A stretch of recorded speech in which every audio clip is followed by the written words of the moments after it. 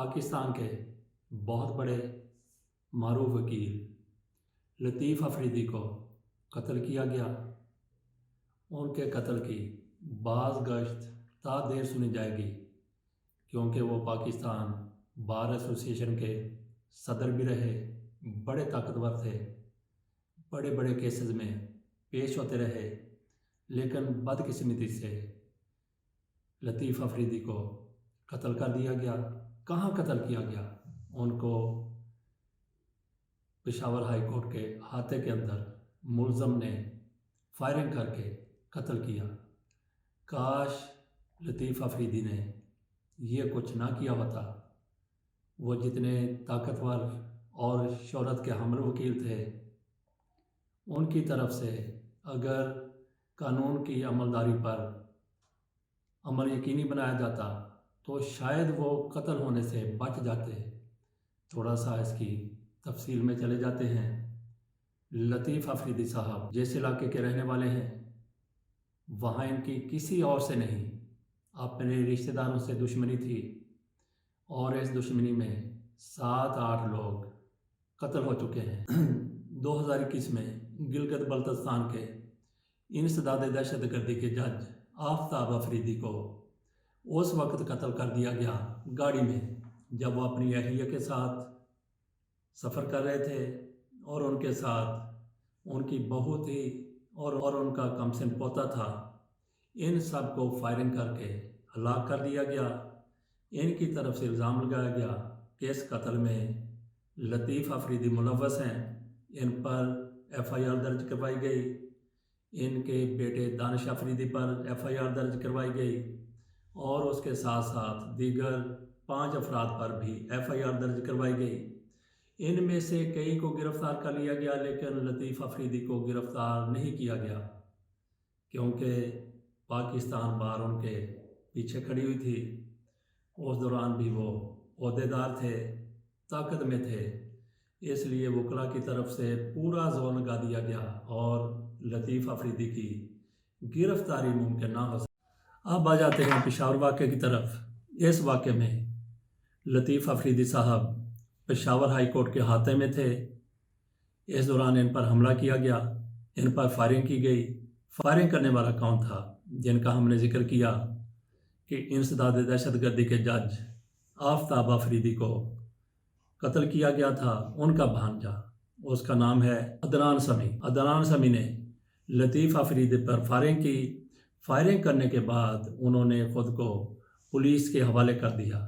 یہ شخص جس نے لطیف افریدی کو قتل کیا، یہ بھانجا ہے جج آفتاب کا۔ اب آ جاتے ہیں اس ثانیہ کی طرف جو پشاور ہائی کورٹ کے احاطے میں پیش آیا، جس میں لطیف افریدی صاحب کو فائرنگ کر کے ہلاک کر دیا گیا۔ ہلاک کرنے والا کون تھا؟ اس نوجوان کا نام ہے عدنان سمیع۔ یہ بیٹا ہے بہت بڑے وکیل کا۔ سمیع اللہ ایڈوکیٹ کے بیٹے نے لطیف افریدی کو قتل کر دیا، اور سمیع اللہ افریدی ان کے ساتھ کیا ہوا تھا؟ 2015 میں سمیع اللہ افریدی کو قتل کر دیا گیا تھا، اور اس کا الزام لگا تھا لطیف افریدی صاحب پر۔ اور پھر یہ ہوا کہ لطیف افریدی کے ایک کزن کو 2019 میں قتل کر دیا گیا تھا۔ ان کا نام تھا وزیر افضل۔ اس کا الزام بھی انہوں نے سمیع اللہ کے خاندان پر لگایا تھا۔ اب جس نے لطیف افریدی پر فائرنگ کی ہے، اس کا نام ہم نے بتایا عدنان سمیع۔ یہ بھانجا ہے اس جج کا جس کو قتل کیا گیا تھا اپریل 2021 میں، جج آفتاب افریدی۔ ان کی اہلیہ، ان کی بہو اور ان کے پوتے کو۔ تو یہ بھانجا ہے اس جج صاحب کا۔ اس نے بدلہ لینے کے لیے لطیف افریدی کو قتل کر دیا، اور اس مقدمے کا فیصلہ کتنی تیزی سے ہو جاتا ہے۔ 2021 اپریل میں ان کا قتل ہوتا ہے، اور فیصلہ ہو جاتا ہے دسمبر 2022 میں۔ فیصلہ کیا ہوتا ہے؟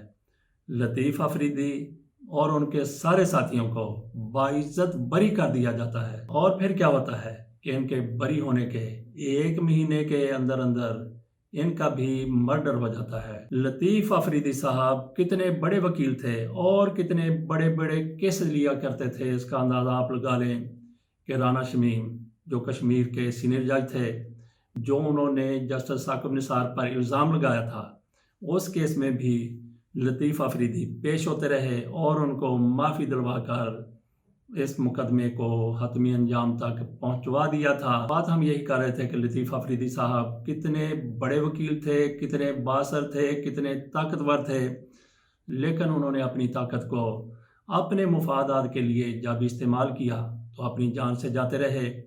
یہ بھی ہو سکتا ہے کہ ان پر صرف الزام ہی ہو، لیکن اگر الزام بھی تھا تب بھی ان کو گرفتاری دے دینی چاہیے تھی۔ گرفتاری اگر وہ دے دیتے، معاملات قانون کے مطابق چلتے ہوئے نظر آتے، تو ہو سکتا ہے کہ وہ اس سانحہ سے بچ جاتے، اس قتل سے بچ جاتے اور وہ ہمارے درمیان آج موجود ہوتے۔ یہاں پہ یہ یاد رکھنے کی ضرورت ہے کہ پاکستان میں قانون کو موم کی ناک بنا لیا جاتا ہے، قانون کمزور پڑ جاتا ہے، قانون کو کمزور کر دیا جاتا ہے، طاقتور لوگ قانون کو استعمال کر لیتے ہیں۔ لیکن ناظرین یہ یقین رکھنا چاہیے کہ قانون کمزور ہو سکتا ہے، انسان کمزور ہو سکتا ہے، کچھ بھی ہو سکتا ہے، لیکن انتقام کبھی کمزور نہیں ہوتا۔